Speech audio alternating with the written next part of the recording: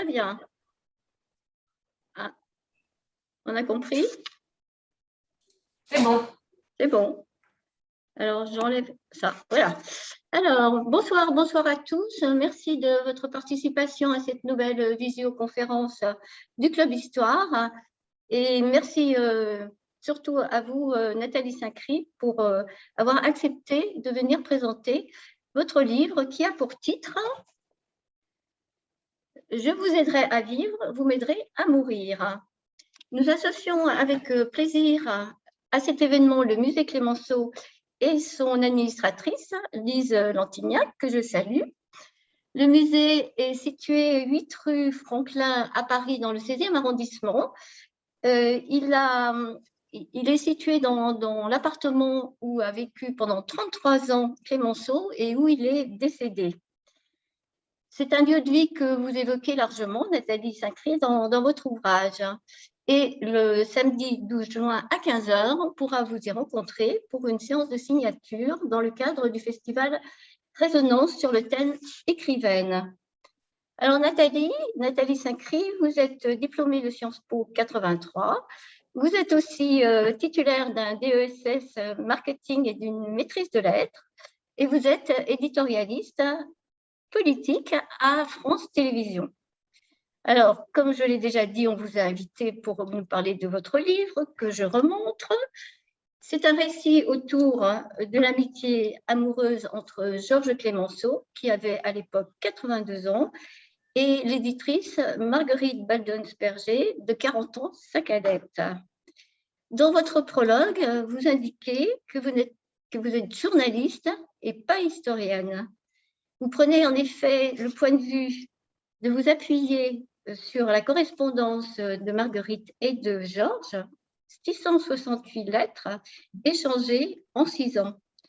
Mais en fait, à la lecture de votre ouvrage, vous nous livrez avec une grande justesse et un portrait très complet de Clémenceau, avec tous les traits de sa personnalité, ses amitiés, son humour féroce et surtout son parcours politique qui a duré plus de 50 ans. Alors, la journaliste politique que vous êtes, on le comprend, ne pouvait être que séduite par Clémenceau, ses engagements, ses combats, sa vision de la République et son amour des femmes. Alors, une question avant de vous passer la parole pour environ 40 minutes. À quand remonte votre passion Clémenceau? Ça remonte à un certain temps et puis ça s'est accéléré dans les 10 dernières années. D'abord, merci de m'accueillir et ça me fait très plaisir de vous n'avez pas à me remercier. Et je salue toutes les personnes présentes, surtout Lise que j'ai eu au téléphone mais que je vois en vrai pour une première fois. Ça a commencé il y a une dizaine d'années parce que je lis beaucoup de biographies et j'en ai lu une de Clémenceau, celle de Michel Vinocq notamment, et j'ai vu qu'en gros, à la fin de l'ouvrage, il consacre 2-3 pages à la retraite, entre guillemets, de Clémenceau. Et puis, bon, comme lui, c'est un vrai historien et qui s'intéresse aux vraies choses sérieuses, il évoque effectivement la venue de Marie-Marguerite un matin chez Clémenceau. Et ce qui m'a frappée, c'est 2 choses. C'est d'abord qu'à son âge, il soit débordé de travail. C'est-à-dire qu'il a été… bon, il est parti, on l'a chassé plus ou moins du pouvoir, mais il écrit sans interruption des livres et il considère que c'est une urgence absolue. Donc, au lieu d'avoir une espèce de vieillard qui aurait pu se reposer dans un coin et aller nourrir les pigeons, il écrit tout le temps. Et elle lui propose d'écrire une biographie pour sa collection à elle, et il choisit d'écrire sur Démosthène. Alors, on en comprend après pourquoi, parce que en fait, en parlant de Démosthène, il parle de lui. Mais écrire une bio de Démosthène, ça implique de se replonger dans le grec ancien, ça implique de le lire, ça implique de le comprendre couramment. Et je me suis dit, mais c'est insensé qu'à cet âge-là, il s'attelle à une telle tâche. Et puis, deuxièmement, je vois les lettres. Enfin, Vinocq mentionne les 668 lettres et la passion qu'ils ont. Alors après, on peut discuter de la nature de cette passion, mais elle existe bien. Et je me suis dit, c'est incroyable d'abord d'être encore amoureux à cet âge. Et je pense que pour elle, ça a été une planche de salut, vu son histoire personnelle. Et je me suis dit, on va voir s'il n'y a pas quelque chose à creuser qui me permettrait de raconter. Parce que moi, l'idée, quand vous avez dit tout à l'heure que je dis que je ne suis pas historienne, c'est je ne vais pas aller faire le énième livre d'histoire qui serait forcément moins bien que des gens comme Jean-Baptiste Durosel consacraient 25 ans de leur vie à aller tout regarder dans toutes les archives partout Moi, je n'ai pas ce temps, je n'ai pas cette capacité, je n'ai pas cette formation. Donc, je me suis dit, ça va permettre à la fois de raconter une histoire nouvelle qui n'a pas intéressé grand monde jusque-là, et ensuite de revenir sur un certain nombre d'épisodes de sa vie. Mais j'ai voulu que ces épisodes de sa vie, ce soient des choses grand public. C'est-à-dire qu'en gros, que quand on le lit, même si on ne sait pas qui est Deschanel, ou parce qu'on s'en fiche, ou même si on ne sait pas qui est Foch, enfin, j'ai expliqué vaguement, mais que ça soit accessible au grand public et que ça rende Clémenceau, oui, rendre Clémenceau accessible, c'est prendre le biais un peu de l'histoire d'amour, de l'histoire de ce vieux monsieur, en racontant des choses à la fois sérieuses et d'autres qui, moi, me font rire, c'est-à-dire la fascination de Clémenceau quand il reçoit son premier frigidaire et qu'il ne voit pas du tout ce que commencer. Et j'ai trouvé qu'il y avait à la fois plein d'anecdotes à raconter, donc pas empoisonner les gens avec un livre sinistre ou trop sérieux qui pourrait rebuter. Et c'était un peu le Clémenceau pour tous, quoi, une façon de plaire aux femmes peut-être, aux hommes en même temps, aux gens qui aiment l'histoire, aux gens qui aiment l'amour, aux gens qui aiment les histoires d'amour, aux gens qui aiment les histoires drôles. Voilà, donc je me suis dit, on va faire un petit condensé de tout ça. Et comme je trouve que la vie politique contemporaine est parfois un peu décevante, je me suis dit qu'à cette époque-là, il y avait un peu plus de tonus, de choses intenses à raconter et que ça me sortirait un peu de ma torpeur de confinement. Voilà. Comme ça que ça s'est passé. Et de fait, je n'ai pas été déçue, d'abord parce qu'il y a une littérature extrêmement abondante autour de Clémenceau. Et là, je ne parle pas que des biographies, je parle des mémoires de tout son entourage. J'ai même retrouvé un documentaire qui a été fait avec une interview d'Albert, qui était son majordome. Je sais pas, c'était tout pour lui, c'était celui qui s'occupait de lui. Donc, j'ai retrouvé plein d'anecdotes, plein de confidences, plein de choses qui ont été écrites par tout le monde. Même des films muets où on revoit Clotilde, qui était la dame qui l'aidait, qui servait à table et qui lui faisait la cuisine à Saint-Vincent. Donc, j'ai trouvé plein de choses très amusantes et très savoureuses sur lui. Donc, c'était très distrayant à faire, en fait. Alors, les lettres, celles de Clémenceau, on peut les lire puisqu'elles existent encore, mais celles de Marguerite, elles ont disparu puisqu'elle a demandé à Clémenceau de les brûler ou en tout cas de les détruire. Hein. Oui, alors, effectivement, il y a eu une édition en 1970 chez Gallimard des lettres de Clémenceau qui s'appelle Lettres à une amie. Et je dois dire que le fils de Marguerite qui s'est battu pour les éditer parce que sa mère, après la mort de Clémenceau, était d'abord dévastée par le chagrin. Elle avait plusieurs raisons de l'être, mais elle souhaitait paradoxalement que les lettres de Clémenceau soient publiées. Donc, il a essayé toute sa vie de publier les lettres de Marguerite, puisque Marguerite les a confiées à la BNF, les lettres de Clémenceau, et il a réussi à les publier. Donc, moi, je les ai lues. J'ai trouvé que c'était tout sauf banal, tout sauf tarte, tout sauf classique, tout sauf… et que pour quelqu'un de cette époque et de cet âge, il n'y avait pas de poncif, il n'y avait pas de formules toutes faites et qu'elles étaient extrêmement drôles, d'abord parce qu'il l'engueulait quand même une lettre sur deux, qu'il était assez probablement insupportable. Et le malheur, c'est qu'elle lui a demandé de brûler les siennes pour de multiples raisons, parce qu'elle était mariée, bien que un peu en froid avec son mari à la suite du suicide de sa fille aînée. Donc, son mari l'avait rendue en partie responsable. Elle était donc rongée par une très forte culpabilité. Elle était donc mariée, protestante, installée dans les Vosges, d'un milieu bourgeois, et elle ne voulait pas que les choses traînent, que ces lettres traînent. Donc, il s'en est acquitté. Donc, pour savoir un petit peu ce qu'elle pensait, j'ai utilisé trois choses. J'ai utilisé d'abord le contenu des lettres de Clémenceau et les réponses, c'est-à-dire quand il lui dit « J'ai trouvé votre lettre merveilleuse, vous êtes un peu devenue folle et cette folie me plaît », on voit qu'elle ne lui a pas simplement écrit « genre il fait beau dans les Vosges aujourd'hui et j'ai eu 3 personnes à déjeuner ». Quelquefois, elle lui écrit ça le rend hors de lui. Donc, j'ai essayé de voir ce qu'on pouvait reconstituer de ce qu'elle lui avait écrit en fonction des réponses. Et je me suis rapprochée de la famille, qui d'ailleurs a été très accueillante, enthousiaste, agréable et tout. Alors, ils ne l'ont pas connue, les petits-enfants, parce qu'elle est morte très, très jeune, en 1936. Donc, lui meurt en 29, elle meurt 7 ans après d'un cancer du sein. Elle doit avoir 52 ans quand elle meurt. Mais les petits-enfants se souviennent de ce que disaient les enfants de Marguerite, c'est-à-dire leurs parents.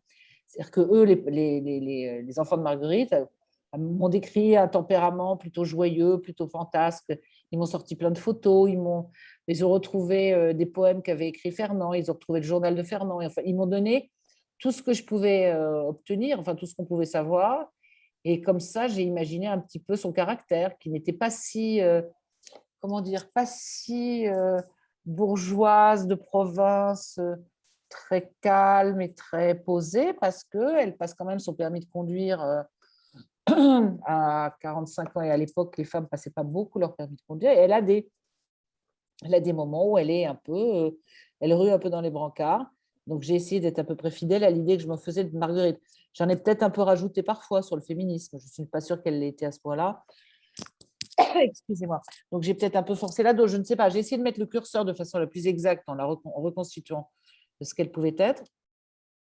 Mais globalement, j'espère ne pas avoir trop trahi sa pensée. Et troisième source, il y a quelques lettres quand même qu'on a retrouvées et des lettres qu'elle a envoyées à des amis à elle en parlant de Clémenceau et qui donnent un petit peu des éléments de tonalité sur la nature de leur relation.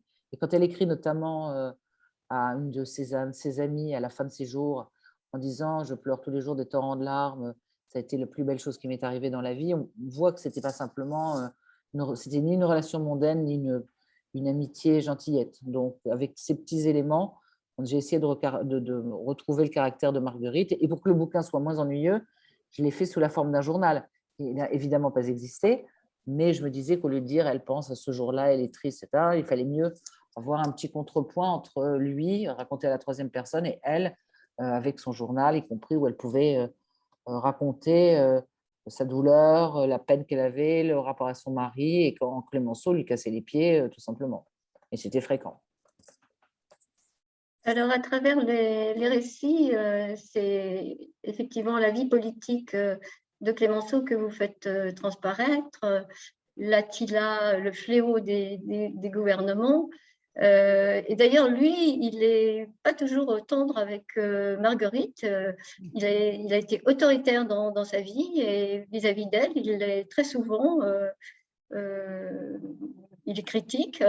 C'est moins qu'on puisse dire, il est critique. Il veut être l'objet d'adoration de Marguerite.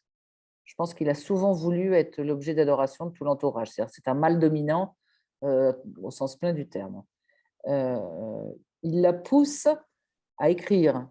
Il lui dit qu'elle doit écrire, qu'elle ne doit pas se contenter d'être éditeur. Et il est assez critique quand elle ne le fait pas. Et il lui dit sans arrêt, il la critique non-stop parce qu'elle a des tâches ménagères, des tâches domestiques, parce qu'elle s'occupe de ses enfants, parce qu'elle fait des courses, parce qu'elle est dans les Vosges, parce qu'elle s'occupe de sa maison. Et il lui dit notamment dans une lettre, si Shakespeare avait vécu comme vous, il n'aurait pas écrit Hamlet. Bon. C'est d'une cruauté totale parce qu'il ne se met pas une seconde à la place de cette femme. Il ne se rend pas compte. Elle a 3 enfants en bas âge, elle a perdu une de ses filles et c'est une femme de l'époque. Donc voilà. Troisièmement, il a beau fréquenter à titre individuel un certain nombre de féministes de l'époque ou des femmes qui se battent pour que les femmes aient le droit de vote ou qui écrivent dans un certain nombre de journaux comme Séverine et comme tout ça.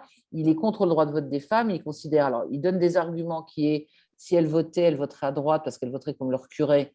Donc, elle serait extrêmement… Et il dit, sur leur donner le droit de vote, on reviendra au Moyen-Âge. Il considère que les curés, effectivement, ce n'est pas le summum du progressisme.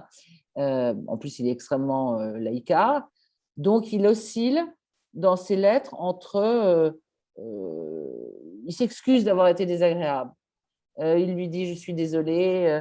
Il lui dit, j'ai été désagréable avec vous, je m'excuserai demain parce que j'ai été… Bon, il est souvent vache. Il veut pas, il se fout de sa figure quand elle lui a dit qu'elle a fait des confitures, ce qui ne l'empêche pas d'ailleurs de les manger. Elle lui envoie des pamplemousses parce qu'il pense qu'il aime ça en Vendée. Et bon, là, il est content, il dit rien. Et elle lui fait envoyer des fleurs une fois, il trouve que c'est totalement ridicule. Elle lui envoie un jour une carte postale. Il trouve que c'est complètement crétin d'envoyer une carte postale parce qu'on envoie des cartes postales à ses cousins ou à une vieille tante, mais lui, il voudrait des lettres enflammées. Elle lui envoie des coupures de journaux, on parle de lui, il râle en disant qu'il n'a pas envie d'une revue de presse. Bon, il voudrait avoir des lettres débordantes, enfiévrées. Il voudrait que ce soit une espèce d'explosion de feu d'artifice permanent. Et simplement, il ne comprend pas qu'elle est ce qu'elle est. Et il passe son temps à la vouloir telle qu'il aimerait qu'elle soit et non telle qu'il est. Mais elle, même s'il est vache, et il l'est vraiment très régulièrement, elle revit après le deuil de sa fille, et notamment ses parents à elle, puisque les parents de Marguerite ont une 60aine d'années et Clémenceau 80, donc ils se voient, Et le père de Marguerite dit à Clémenceau un jour, vous nous avez rendu notre fille, c'est-à-dire qu'il l'aide à vivre, elle guette ses lettres, et il lui redonne une espèce de foi en l'existence, parce qu'il est comme ça. Donc, quitte à se faire maltraiter, parfois, elle considère, j'ai l'impression, que c'est quand même d'abord un honneur, parce qu'il faut voir qui est Clémenceau à la sortie de la guerre. C'est une sorte, alors même s'il est très mal vu dans la classe politique, pour de multiples raisons, c'est-à-dire que la droite le trouve trop à gauche, la gauche à droite, les curés, les cléricaux considèrent que c'est pas possible, qu'il a une vie dissolue, qu'il a eu des maîtresses, qu'il est divorcé, enfin bon, bref, tout ça. Je sais plus où j'en étais.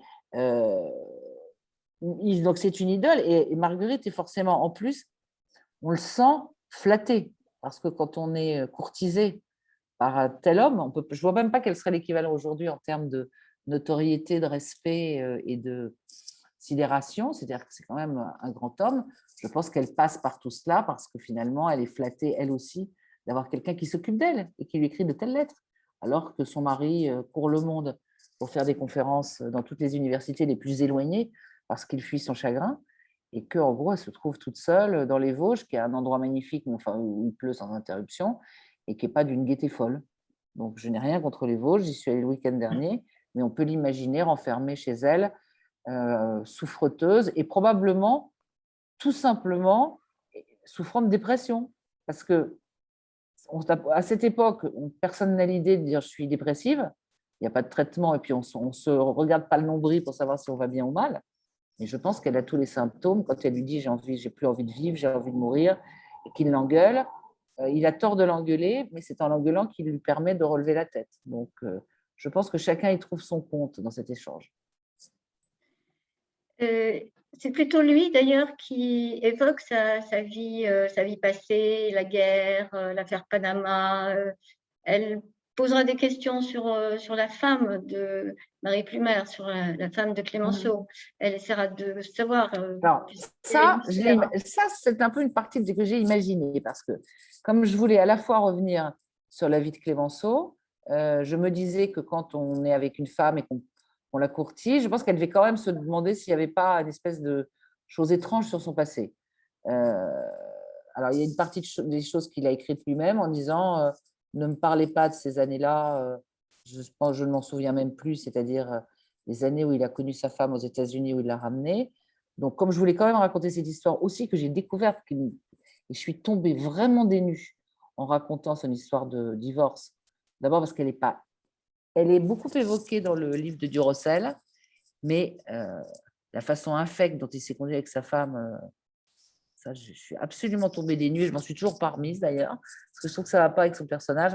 Surtout que Lise doit le savoir, dans le cercle des adorateurs de Clémenceau, complètement aveuglés, personne n'a très envie de parler de ce genre de choses. C'est vraiment une tâche dans sa vie. Et j'ai imaginé qu'elle lui demandait ce qui était pour moi une façon de ne pas faire simplement un truc béat d'admiration, et de montrer les facettes un peu différentes de Clémenceau. Parce que sa femme, il l'épouse, il la laisse en Vendée parce qu'il a de la politique à faire à Paris. Aussi parce qu'il n'a pas beaucoup de moyens pour la loger. Parce que dans les premières années, il est au conseil municipal. Et à l'époque, quand on est dans un conseil municipal, on n'est pas rémunéré. Et enfin, je pense aussi qu'il la laisse là-bas parce qu'il est tranquille, il peut faire ce qu'il veut. Et quand après, il la ramène, enfin, parce qu'elle n'en peut plus de vivre avec ses beaux-parents, et notamment son beau-père, qui est une espèce de fou furieux. Et puis, elle a ses enfants, elle s'occupe de ses enfants, elle est de santé fragile. Elle le voit dans les premières années, elle le voit une fois tous les 9 mois. Et après, elle a un enfant, donc elle le voit très rarement. Et quand elle reviendra à Paris, il supportera pas qu'elle fréquente un jeune homme dont on ne sait absolument pas ce qui s'est passé avec lui. Il fera un constat d'adultère et il la renverra aux États-Unis et ne la reverra plus. Il interdira à ses enfants de la voir dans un premier temps quand elle reviendra en France parce qu'elle n'a plus un sou. Pour vivre, elle fait des conférences, mais ça ne durera qu'un certain temps aux États-Unis, avec le titre de ex-femme de Clémenceau, qui n'est pas quand même un titre forcément, enfin, ça a quelque chose d'horrible, et elle reviendra, elle finira à moitié folle dans un coin, les enfants viendront un tout petit peu la voir et elle mourra seule, et il n'y aura personne à son enterrement. Donc cette partie-là de la vie de Clémenceau n'est pas forcément ce qu'il y a de plus reluisant. Mais ce qu'il y a d'intéressant, enfin, malgré tout, c'est le voyage aux États-Unis où on sent qu'il se forme sa carrière politique. Il se forme parce qu'il va suivre, il arrive après la fin de la guerre de sécession, l'assassinat de Lincoln, il va suivre un certain nombre de meetings, parce qu'on ne peut pas appeler ça autrement. Donc, il regarde le début de la vie politique américaine, il réfléchit beaucoup sur les institutions. C'est là qu'il voit, qu'il réfléchit beaucoup sur l'esclavage, sur le droit de vote des Noirs, sur la façon dont les Américains traitent la population noire. C'est lui qui dit à un moment donné, j'ai bien peur que si Jésus avait été américain, un des 3 rois mages n'aurait pas été autorisé à rentrer dans le pays. Donc, il analyse parfaitement. Et surtout, ça lui donne, alors, le truc de base, il parle anglais couramment. C'est-à-dire qu'au traité de Versailles, il sera en position plutôt de force par rapport aux autres, c'est-à-dire qu'il sera capable de dialoguer directement avec les alliés et anglais et américains. Et tout le monde dit qu'il parlait anglais, même avec un accent new-yorkais. Donc, c'est pas, il était vraiment bilingue. Et que deuxièmement, ses visites, que ce soit certes aux États-Unis quand il est jeune, puis après dans le monde entier, lui donneront une certaine vision de relativisme culturel. C'est-à-dire qu'il ne considérera pas qu'il y a la civilisation européenne ou le mode de vie français ou la culture française, qui est un truc absolument merveilleux, qui devrait irradier dans le monde entier, et donc justifier d'une certaine forme la colonisation, comme un certain nombre de pays européens le font. Et il considérera, puisqu'il est allé en Chine, au Japon, en Indonésie, en Afrique, au Soudan, en Égypte, bon, partout, et qu'il a observé, il a vu, et que ça lui permet d'avoir une forme de sagesse sur... il dit qu'il est bouddhiste à ce moment-là, enfin il le dira longtemps, enfin j'avais Valérie Jox m'avait expliqué qu'il se revendiquait bouddhiste, mais surtout ça lui permettra d'avoir une forme plus grande, à mon avis, de sagesse et de ne pas avoir cette façon un peu bornée que pouvaient avoir certains politiques à cette époque, de considérer qu'on est le centre du monde et que toutes les autres civilisations sont des inférieures, entre guillemets, et qu'ils ne connaissent rien et qu'ils devraient accueillir la colonisation avec une espèce d'émerveillement en disant enfin, l'intelligence et le savoir arrivent chez nous. Donc ça, à mon avis, ça sera très structurant dans sa personnalité. Alors, si on revient aux origines à la fois de Marguerite et de Clémenceau, Marguerite, elle est issue d'une famille riche, aisée, banquier, les banquiers, Oui, c'est ça? oui, Oui, très aisé même. Oui. très aisée. Et c'est avec la dot de Marguerite qu'ils achèteront la fameuse maison des Alouettes dans la famille D'accord. Baldasperger. Donc, ils sont très, très aisés. Donc, une excellente éducation, jeune fille de bonne famille. Elle a 21 ans, c'est ça, quand elle rencontre Fernand. Oui. Et lui, Fernand, c'est le volet vosgien, industrie textile. Oui, mais bien que venant de l'industrie textile par toute sa famille, il choisit de faire des études de littérature et de devenir. Et il fonde, il est vraiment reconnu dans le monde entier comme le fondateur de la littérature comparée. Et c'est quelqu'un qui est passionné par. Alors, il est passionné à sa façon, c'est-à-dire que c'est lui aussi quelqu'un des Vosges très rigoureux. Je sais ça parce que lui est mort en 58, donc ses petits-enfants ont eu le temps de le rencontrer, donc de se souvenir de lui. C'était quelqu'un de très strict, de très austère. Fallait tout le temps travailler, tout le temps lire.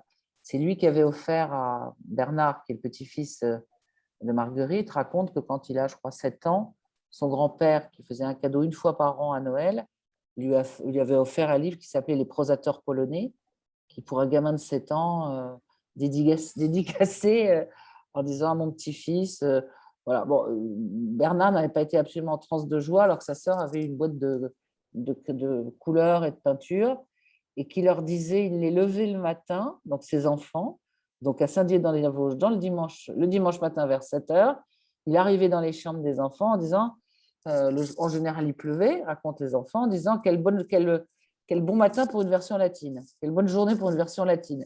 On imagine que Fernand, ce n'était pas forcément le mari le plus, comment dire, le plus réjouissant pour Marguerite, dont vous avez dit à juste titre qu'elle avait fait mais elle a fait des études. Elle n'a pas fait juste du piano et des leçons de maintien pour qu'elle soit mariable, en clair. C'est quelqu'un qui a fait des études, mais après, elle s'est mariée, comme on le faisait probablement assez tôt à cette époque. Donc, elle s'est mariée, elle a eu des enfants, et tout ce dont elle aurait pu rêver si elle avait été un homme, elle ne l'a pas fait. Et donc, Fernand, il est il a fait des choses, il est spécialiste de Shakespeare, spécialiste de Goethe, il s'intéresse beaucoup à Alfred de Vigny, il est allé faire des conférences à Harvard, on l'appelle dans le monde entier, il a écrit des tonnes et des tonnes de livres qui sont des ouvrages de référence qui sont encore dans les bibliothèques américaines ou anglaises, ou à Oxford, il a encore son nom. Donc, c'est quelqu'un qui est vraiment reconnu, évidemment à la Sorbonne aussi, mais c'est quelqu'un qui, lui, a une activité intellectuelle alors qu'elle, elle est un peu dans son coin. Et si elle se met à devenir éditeur, comme vous l'avez présenté au début, ou éditrice, c'est parce que à la suite de la disparition, c'est plus qu'une disparition, c'est un suicide de sa fille dans des conditions assez tragiques, l'entourage, ses parents, son mari disent il faut lui trouver un travail, il faut qu'elle fasse quelque chose, elle va devenir folle. Et c'est à ce moment-là qu'elle commence à travailler assez tard, à 40 ans, un petit peu avant 40 ans, pour s'en sortir et pour pouvoir réussir à survivre suite à l'enfer qu'elle a vécu. L'éditeur, c'était Plomb. Plomb. Bonne maison. Oui. Très bonne maison, très bien. Malheureusement, dont toutes les archives ont brûlé. Là aussi, je n'ai pas eu de chance, j'ai eu beaucoup d'archives brûlées. Les archives de Saint-Dié ont brûlé en 40 et les archives de Plomb ont brûlé. Donc, je n'ai pas beaucoup trouvé de traces de Marguerite éditrice, mais elle faisait, on lui a fait faire, c'est toujours amusant parce que c'était des ouvrages édifiants qu'elle devait demander. Donc, elle devait faire des bios de personnages célèbres, écrites par des personnages célèbres. Donc, Clémenceau, elle lui avait demandé à Lincoln, il l'a envoyé évidemment au plot parce que ce n'était pas possible que ce soit quelqu'un d'autre qui choisisse ce qu'il allait faire, selon son tempérament si aimable et si facile. Mais elle a fait, je crois, elle a fait plein. Ça s'appelait Grandes âmes, nobles œuvres. Enfin, c'était quelque chose d'édifiant. C'était des livres pour les jeunes, pour édifier la jeunesse. Voilà. Je pense que le Démosthène de Clémenceau est absolument illisible, même par quelqu'un qui prend du temps. Donc, je ne suis pas certaine que les enfants ou les jeunes gens de l'époque, même très travailleurs, aient pu supporter de lire ce livre. Voilà. D'accord. Et alors, du côté des origines de Clémenceau, donc un papa médecin très républicain, laïque, qui a eu des soucis en 48, après 48. Très républicain, mais très en adoration devant la Révolution française. Mais pas en distinguant. Lui, c'était pas, comme certains ont pu le faire après, lui, il aimait Robespierre, Saint-Just, et il considérait, probablement Clémenceau a été dans la lignée de son père, quand il disait que la Révolution, c'était un bloc, c'est-à-dire qu'on ne pouvait pas choisir dans la Révolution en disant Danton bien, Robespierre pas bien, les Thermidoriens bien, Saint-Just. Il considérait que tout ce qui s'était passé ne pouvait pas être séparé. Mais le père était quelqu'un qui avait un caractère. Il dit lui-même, je n'ai jamais vu mon père qu'en colère. Donc, c'était un homme extrêmement ombrageux, qui passait son temps comme médecin de campagne à déserter la maison, qui manifestement parlait à table et considérait que c'était lui qui avait le dernier mot sur tout. Je ne suis pas sûre, quand on était une femme, on pouvait l'ouvrir à la table des Clémenceau. Mais à côté de ça, alors très anticlérical, c'est-à-dire on ne se marie pas, on ne baptise pas les enfants. Et la vraie personne, à mon avis, pour laquelle il avait une passion et qu'il l'a. Alors, il avait une passion intellectuelle pour son père, alors qu'effectivement, comme vous l'avez dit, en 48, avait fait de la prison et devait être déporté en Algérie. Tout ça parce qu'il avait prononcé des phrases désagréables, enfin qu'il avait été pour la révolution de 48, donc il n'a pas commis d'attentat, il n'avait rien fait, il n'avait pas giflé qui que ce soit. Mais voilà, il devait être déporté en Algérie, ça s'est arrangé. Mais je pense que la personne aussi qui l'a beaucoup structuré et pour laquelle il avait une passion folle était sa mère, qui était manifestement une femme d'une grande patience déjà pour supporter son mari. Mais au début, c'était un mariage d'amour parce que le père de Clémenceau, Benjamin Clémenceau, a attendu 6 ans pour pouvoir épouser sa femme parce qu'il y avait un problème entre les beaux-parents et entre les parents. Donc, un couple qui, au début, après, je ne vais pas extrapoler, mais qui s'aimait. Et elle, contrairement à ce qui se faisait à l'époque, a décidé de ne pas le mettre en pension, ce qu'on faisait très tôt. Elle a même décidé d'apprendre elle-même le latin pour pouvoir lui l'enseigner. Et elle l'a gardé jusqu'à l'âge de 7 ans. Donc, il a été vraiment dans toute la période jusqu'à ce qu'on appelle l'âge de raison. D'ailleurs, pour ses filles aussi, hein, ce n'était pas un traitement particulier pour le garçon de la famille. Il dit qu'il a été élevé. Même après, quand il a des problèmes aux États-Unis ou des problèmes de cœur, il dit qu'il a aimé se retrouver je me souviens plus, jeune poussin dans les jupons de sa mère. C'est-à-dire qu'il a gardé, une affection. Alors, elle lui donnait de l'argent, elle donnait de l'argent en douce, mais pas de l'argent parce qu'il était dépensier, de l'argent parce qu'il était endetté souvent, parce qu'il écrivait des journaux. Bon, à la période américaine, il devait dépenser quand même un certain nombre de choses. Et il a gardé tout le temps un portrait dans la chambre, la fameuse chambre que Lise connaît par cœur, la chambre rue Franklin. Et quand il a demandé à être enterré avec, certes, la canne de son père, mais un petit coffret en peau de chèvre que sa mère lui avait offert. Donc, il y a il régulièrement, il donnait en exemple sa mère. C'est-à-dire qu'il trouvait que les femmes avaient trop de vêtements alors qu'il n'avait jamais connu sa mère qu'avec une seule robe et qu'il dépensait le minimum pour elle pour donner le superflu à ses enfants. Donc, elle était assez… c'est pour ça qu'il n'était pas toujours très progressiste, parce que sa mère était encore d'une autre époque. Mais manifestement, elle a beaucoup compté. Et il l'a gardé très longtemps. Parce que c'est une famille dans laquelle on mourait assez vieux, assez âgé, pour l'époque notamment. Et il a gardé sa mère jusqu'à l'âge d'une… Elise devrait savoir ça mieux que moi, mais je pense qu'elle était encore en vie quand il avait une soixantaine d'années. Donc, ça a été une figure très protectrice pour lui. Autre élément fondateur, l'idée de vengeance de son père. Hein, donc, son père a été emprisonné et été menacé de partir en exil.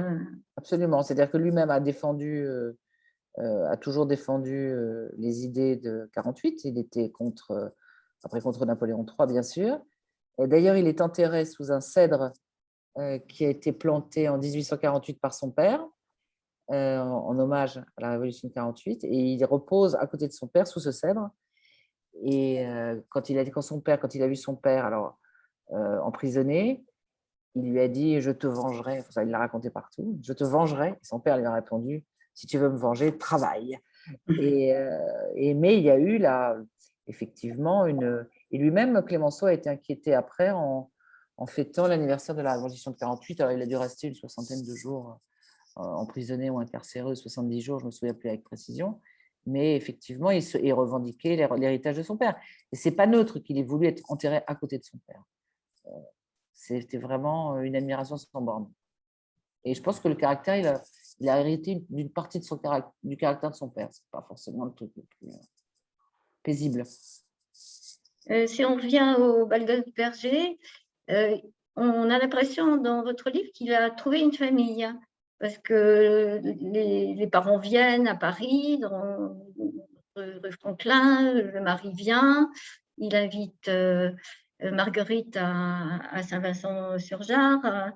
On a l'impression d'une proximité pour ce vieux monsieur qui a eu 3 enfants, enfin, donc sa femme, on n'en parlait plus. Ses maîtresses, il était peut-être trop vieux. Et ses enfants, finalement, ils n'étaient pas très proches, sauf de sa fille aînée, Madeleine. C'est-à-dire qu'il a eu pas mal de soucis avec ses enfants, en fait. Et d'ailleurs, quand les lettres à une amie ont été publiées en 70, la famille Clémenceau a demandé à ce qu'il y ait certains passages qui soient expurgés, notamment des lettres de Clémenceau à Marguerite où il se plaignait un peu de sa descendance. Alors, il y a eu une de ses filles, Madeleine, qui a eu des déboires sentimentaux, une autre qui a été trompée par un mari qui buvait. Enfin, ça a été un peu compliqué avec ses enfants. Et je crois que dans la famille Baldensperger, alors d'abord parce que ce sont des gens qui étaient… le père La Victoire pour des gens qui venaient des territoires, enfin des territoires perdus de la République à l'époque, c'est-à-dire qui avaient été sous domination allemande, c'est-à-dire à savoir l'Alsace-Moselle, c'était véritablement quelqu'un qui était une sorte de dieu vivant sur terre. C'est grâce à Clémenceau qu'ils avaient pu redevenir français, enfin que la domination allemande avait cessé. Donc je pense qu'il était révéré dans cette famille et que comme il était coquet,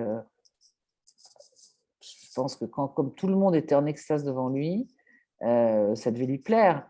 Et puis c'est aussi un phénomène de génération, parce que si on regarde bien, Marguerite, je schématise, Clémenceau 80, Marguerite 40, les parents de Marguerite 60 ans, les enfants de Clémenceau 50, les enfants de Marguerite de 10 à 15, Donc tout ça, il y avait une espèce de mélange. Le mari un peu plus âgé, le mari qui lui-même connaît Clémenceau et qui va discuter régulièrement rue Franklin en parlant littérature.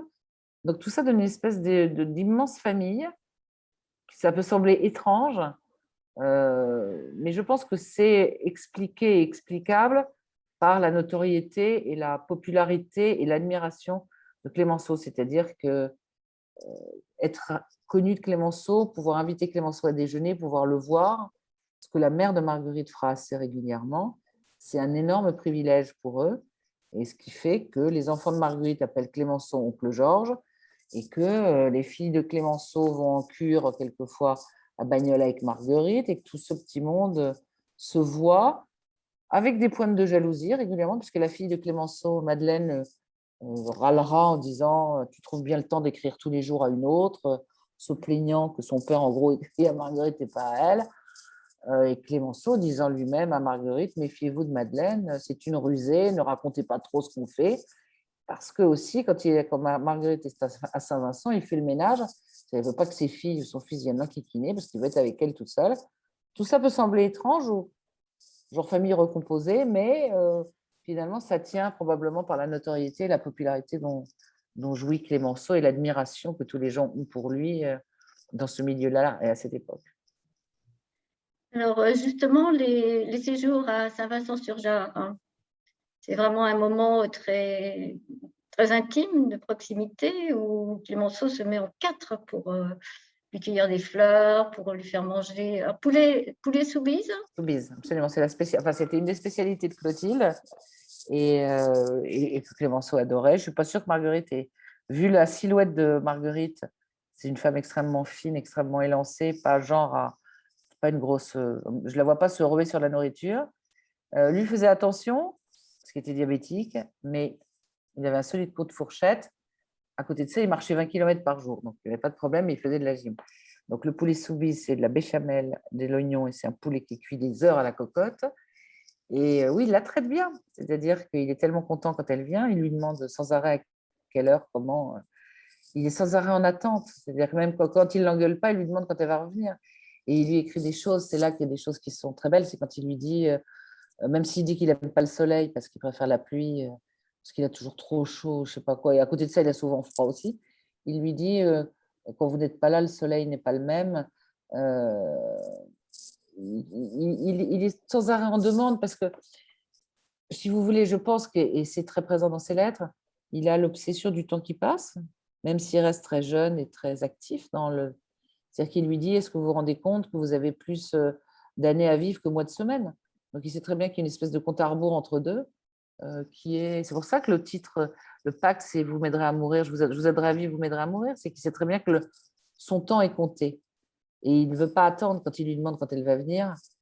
Si elle lui dit par hasard qu'elle viendra 10 jours plus tard parce qu'elle a un problème avec ses enfants et tout, il est insupporté. Voilà, il guette, il l'attend. À côté de ça, parfois, il la maltraite, mais il ne la maltraite pas physiquement. Hein. Il lui dit, c'est comme ça, il faut me prendre. Je suis ronchon, je suis. Voilà. Et elle lui dit, bon, bah, écoutez, si vous êtes ronchon, vous pouvez arrêter de m'écrire pendant 3 jours si c'est pour m'envoyer des lettres pareilles. Mais il est en demande, il est en attente. Et c'est assez, ça peut sembler. Alors, elle est allée plusieurs fois à Saint-Vincent, elle est allée aussi avec ses enfants à Saint-Vincent, hein, avec Marie-Claude et avec Pierre. Donc, tout ça, ça cohabite. Après, vous dire comment ça se passe à Saint-Vincent. Pour avoir visité la maison, elle est toute petite. La chambre de Marguerite est toute modeste. C'est vraiment une toute petite chambre avec une espèce de lavabo comme il y en avait sur les bateaux, c'est-à-dire avec un broc, on met de l'eau en haut, ça descend dans une espèce de cuvette et il y a un seau en dessous, un réceptacle. C'est vraiment, mais c'est pas luxueux du tout. Mais il lui fait visiter son jardin, il s'occupe d'elle, c'est vrai qu'il lui cueille des fleurs. Il est très galant, mais on le voit dans les lettres d'ailleurs. C'est-à-dire, il y a des termes qu'il emploie, il sait, et il a écrit beaucoup et souvent à des femmes. Hein. Donc, il sait aussi tourner les choses. Il n'est pas novice en termes de galanterie, mais il a une forme de poésie. Les lettres sont. Quel dommage qu'elles ne soient pas éditées en livre de poche ou en folio pour qu'elles soient accessibles au plus grand nombre, parce que l'édition Gallimard doit coûter quand même une cinquantaine d'euros, parce que c'est quand même un modèle de lettres magnifique.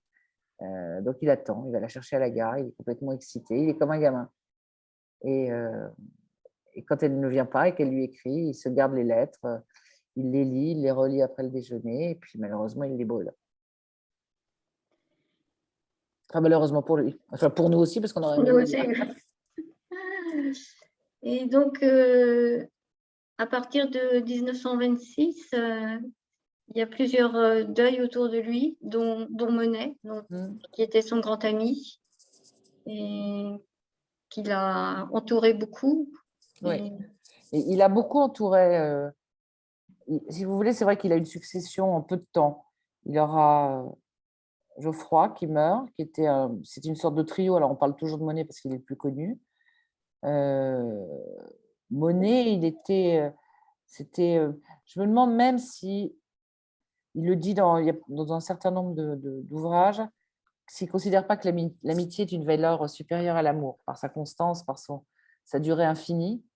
Et alors, sa caractéristique dans tous les gens qu'il a eu autour de lui, ses sœurs qu'il a beaucoup soignées, c'est qu'il cache toujours, alors qu'il est médecin, alors peut-être c'est ce qu'on se faisait à l'époque, mais il cache toujours la gravité du mal à son entourage. C'est-à-dire qu'il sait très bien que Monet est atteint de... Alors, il y a plusieurs versions sur ce qu'est vraiment Monet. Probablement un cancer du poumon parce que c'était un gros fumeur. Mais il lui dit, si j'avais passé 15 jours avec vous, ça va bien se passer. Il appelle les médecins. Et il s'occupe toujours des médecins aussi, parce qu'évidemment, en tant que médecin, il a le bras un peu long, et puis en tant qu'ancien président du conseil. Mais il demande aux médecins de ne pas dire la vérité à Monet pour ne pas le désespérer, parce que Monet est un caractère assez cyclotimique et apte aussi, enfin, une grande propension à la dépression. Et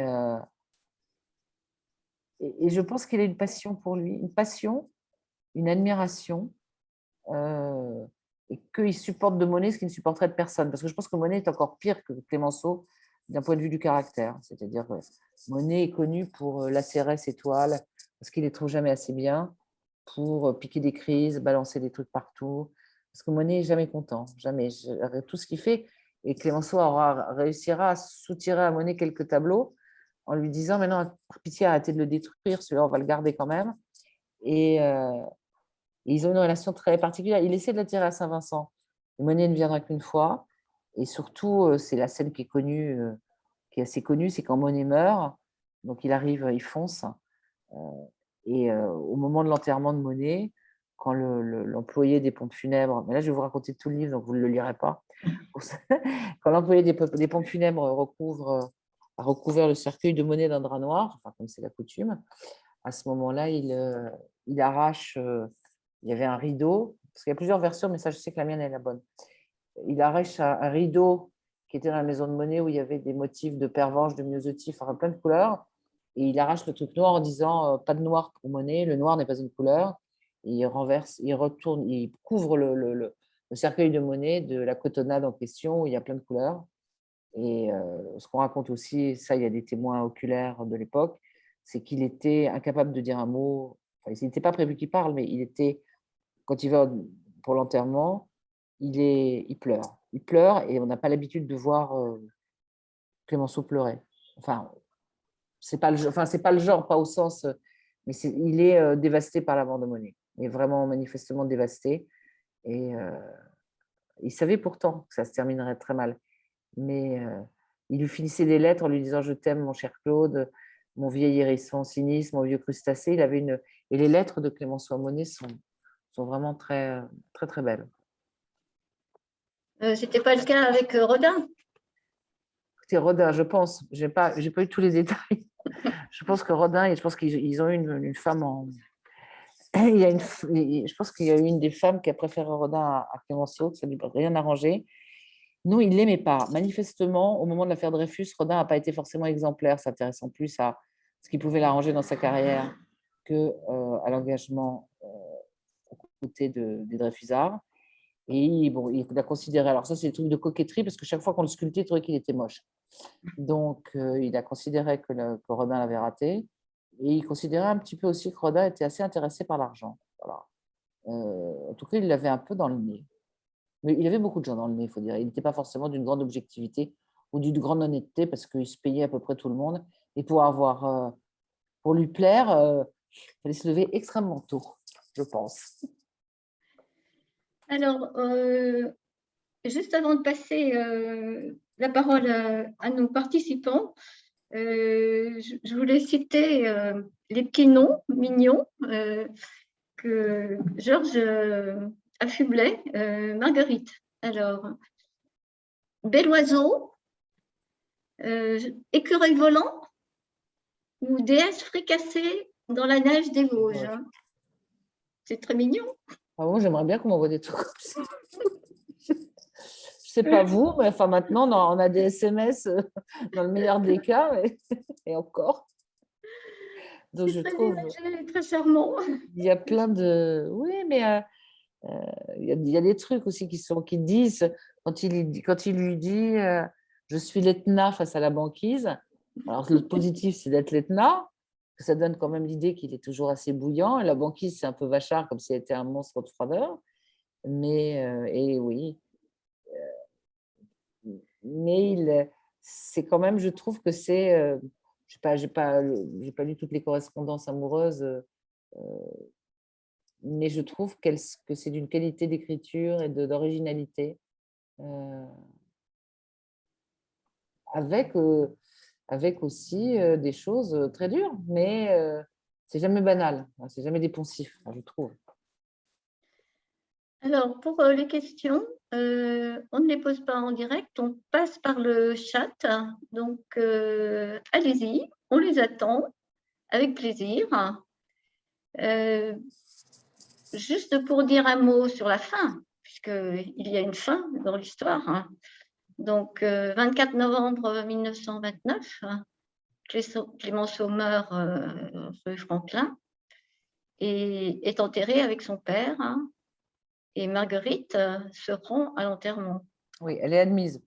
Enfin, elle est admise d'abord parce qu'il l'a mise dans son testament, alors pas forcément pour des choses énormes puisqu'il lui lègue un encrier, un petit bureau d'Odane, mais surtout, elle est chargée de faire vivre la postérité de Clémenceau et de faire ce que Lise continue à faire. C'est-à-dire que Marguerite a commencé, c'est-à-dire s'occuper, évidemment, puisque c'est son éditrice, et elle est reconnue par tout l'entourage.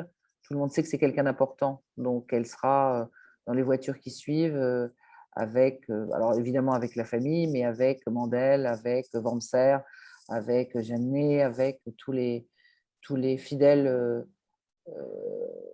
tous les fidèles de Clémenceau. Donc elle fait vraiment partie de l'entourage proche, et c'est elle qui distribue des… Il y a je crois que c'est dans les mémoires de la maréchale de Lattre, qui, elle, puisqu'ils étaient du même, ils étaient nés, Delattre était né au même endroit que Clémenceau à Mouilleron en Parède, et raconte que Marguerite distribuait des brins, je ne me souviens plus, il faudrait que je relise mon livre, je crois que c'est de la bruyère ou du basilic, et que c'est elle qui donne ce qu'on jette sur le cercueil au moment d'inhumation. Donc ça veut dire qu'elle a comme un rôle que tout le monde reconnaît comme un rôle à part. Alors, on a une précision de la part de Lise. Donc, Emma, la mère de Clémenceau, est morte en 1903. Donc, il avait 62 ans. Voilà. Donc, effectivement, c'était Et surtout pour âgé l'époque, l'époque. avoir la chance de garder sa mère jusqu'à 62 ans, c'est… Merci, Lise. Pas d'autres questions? Vous savez tout? En tout cas, lisez ce merveilleux livre où on découvre Marguerite, absolument charmante, à la fois torturée, enfin, c'est peut-être un peu molle, mais avec des non, scrupules. Je crois. Oui. Parce que les détails de la mort de sa fille, je pense qu'avoir une fille qu'on retrouve au bout de, je ne me souviens plus si c'est 15 ou 20 jours. Oui, c'est 15 jours. 15 jours, donc, qui s'est noyée qui s'est suicidée dans une rivière, et que tous les jours on cherche, qu'il y a eu plein de rumeurs en plus sur, je pense que c'est quelque chose, je ne vais pas raconter pour ceux qui auraient l'intention de lire, mais les circonstances sont spécialement immondes. Voilà. Que devient Marguerite? Écoutez, Marguerite, ensuite, donc il meurt en 29. elle va s'occuper de la fondation, elle va commencer à essayer de veiller sur la suite. Et Marguerite sera malade. Alors, je n'ai pas réussi à savoir par la famille à partir de quel moment elle commence à être malade, mais je pense qu'elle est malade assez tôt. Elle meurt donc d'un cancer du sein en 1936. Elle se renferme plutôt dans les Vosges. Et il y a une photo d'elle, ça doit être 2 ou 3 ans avant sa mort, où elle a l'air d'être, elle a l'air, elle a un air de grand-mère, enfin de grand-mère. C'est étonnant de cette femme de 50 ans qui, je crois, d'après ce que me dit la famille, elle s'est réfugiée dans les Vosges, qu'elle continue à avoir des problèmes de jambes, parce que elle a toujours eu des problèmes elle allait sans arrêt en cure à Bagnoles, et elle vivote et elle écrit à son entourage elle pleure. Enfin, peut-être que c'est une façon romantique de voir les choses, mais je pense qu'elle est accablée, qu'elle voit encore un peu la famille. Je ne sais pas la réalité la réalité, ça Lise peut-être le saurait mieux que moi, sur la réalité de sa contribution à la Fondation Clémenceau, si c'est une véritable activité intense ou finalement plutôt, comment dire, non pas fictive, mais je ne suis pas sûre qu'elle ait eu beaucoup de choses à faire. Je sais qu'elle a veillé à Grandeur et misère d'une victoire. C'est-à-dire quand il meurt après avoir répondu à Foch notamment, et le livre est publié 3 mois ou 2 mois après la mort de Clémenceau, il sera traduit dans une quinzaine de pays. Elle surveille ça, puisque c'est vraiment enfin, c'est pas le testament de Clémenceau, mais c'est une façon de répondre à tous ceux qui l'ont traîné dans la boue. Et après, de ce qu'on me dit, elle dépérit. Et dans ce qu'elle écrit, elle dit qu'elle a perdu sa dernière raison de vivre. Mais elle essaie de faire publier. Ce qui est marrant, c'est qu'elle essaie de faire publier les lettres très, très vite. C'est-à-dire que ça sera fait en 70 par son fils. Mais elle, on a retrouvé une lettre à la fin que m'a donnée une des petites filles de Marguerite, où elle envoie à ses amis en disant je voudrais faire publier ces lettres, c'est mon trésor le plus cher. Et ça, ça doit être 3-4 ans avant sa mort. Donc, dès qu'il meurt, elle veut alors, elle les recopie, elle recopie les lettres au propre pour qu'on puisse les lire. Elle les donne. Donc, je pense qu'elle est partagée entre la dernière vénération des Clémenceau mais peut-être que je suis en train de fantasmer. Parce que même dans ma tête, je me suis dit que c'était déclenché une maladie tellement elle était malheureuse. Donc, c'est peut-être mes élucubrations. Lise, vous voulez intervenir? Alors, Lise dit qu'effectivement, elle s'est beaucoup occupée par rapport à ce que j'ai dit, que ce n'était pas simplement un truc fictif, qu'elle s'est beaucoup occupée de la fondation. Ça, je n'ai pas creusé parce qu'en plus, j'étais limitée, donc je ne voulais pas faire trop de Marguerite après Clémenceau.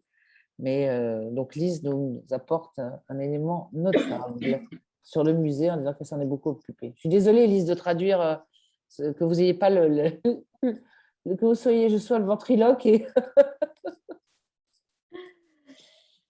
Pas d'autres questions? Non? Alors, merci beaucoup, Nathalie. Merci pour ce très bel ouvrage, charmant, passionnant, émouvant. Et puis, surtout, qui met en exergue Marguerite, que pour ma part, je ne connaissais pas, et qui a une vie liée à Clémenceau, et cette fin de vie illuminée par cette jeune femme est tout à fait enchanteuse. Voilà, moi, je vous remercie. Moi, je vous remercie, vous et l'association.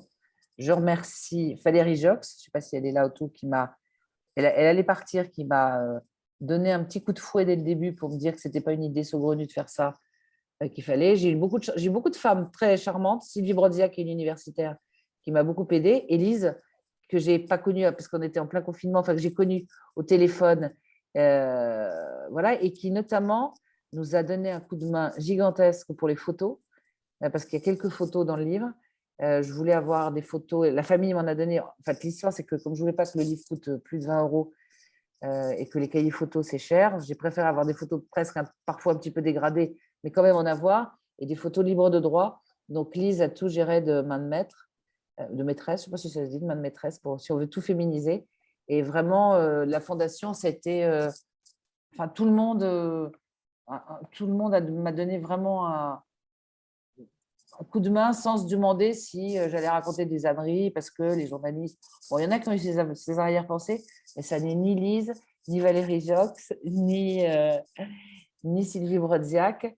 Et voilà. Donc, Jean-Noël Jeannet a été très gentil. Vinoc, j'ai vraiment j'ai eu des gens accueillants et qui m'ont beaucoup aidé. Voilà. Donc, c'est toujours agréable quand on fait quelque chose d'être aidé plutôt que d'avoir des gens hostiles ou qui se disent mais qu'est-ce qu'elle va chercher avec cette histoire-là noire. Ah, une question. Marguerite, oui, bien sûr. Alors, Marguerite, elle a eu 4 enfants, dont une est morte. Donc, il reste 3 enfants. Ces 3 enfants ont eu plein d'enfants. Donc, à l'heure actuelle, moi, je travaillais beaucoup avec 2 des petits-enfants de Marguerite, Catherine Bernheim et Bernard Baldensperger. Mais j'ai rencontré depuis… Alors, ça n'a pas été facilité par le confinement parce qu'il y en a qui habitent en Suisse, il y en a qui habitent à Pau, il y en a qui habitent à Lyon. Et elle doit avoir 6 ou 7 petits-enfants, mais qui eux-mêmes ont eu plein de petits-enfants. Donc, il y a une grosse famille, une grosse descendance Baldensperger à partir des 3 enfants de Marguerite. Alors, sinon, des messages très, très gentils, comme vous pouvez le lire, hein, de félicitations, d'envie de lire le livre. Donc, formidable, merci encore. Et puis, Lise me rappelle que samedi 12 juin, 8 rue Franklin, au musée Clémenceau, vous serez là à 15h, entre 15h et 16h30, pour dédicacer votre livre. Voilà. Et pour parler de Clémenceau et de Marguerite, parce qu'il n'y a pas que la vente du livre qui compte dans la vie, il y a aussi de se retrouver. Et puis, si par hasard il fait beau, on pourra profiter du jardin, même si maintenant, comme je vois Lise qui approuve, si par hasard, même si maintenant le jardin est un peu bouché au bout par rapport à l'époque où Clémenceau avait une vue sur la Tour Eiffel, mais le jardin reste bien. Et puis, de toute façon, la maison, que tous ceux qui ne sont pas allés rue Franklin y aillent, quoi. Qu'ils y aillent samedi s'ils veulent ou un autre jour, mais c'est formidable. Voilà. C'est exactement, on a l'impression qu'il en est sorti il y a 3 jours et on rentre dans l'endroit tel qu'il a vécu. Moi, j'ai été très, très impressionnée par la façon dont même m'avait raconté à l'époque la lumière de la salle de bain a été reconstituée telle qu'elle devait être à l'époque, de manière à ce que tout soit exactement. Il y a même la brosse à dents, n'est-ce pas, Lise? Non, il y a même un rasoir, il y a même la brosse à dents, il y a le chauffe-serviette et la balance sur laquelle il peut se peser. Donc, tout est aussi bien la chambre, les chaussons, la robe. Enfin, c'est pas un musée, c'est sa maison. Voilà. C'est aussi un musée, mais sa maison. Et il y a toujours des expos à l'étage supérieur. Donc, voilà, faut que tout le monde aille visiter. Enfin, il faut. En tout cas, c'est avec plaisir. Nathalie, merci encore 1000 fois et à samedi. Très bien, merci beaucoup. Bonne soirée. Merci à tous. Okay, au revoir. À bientôt. Au revoir.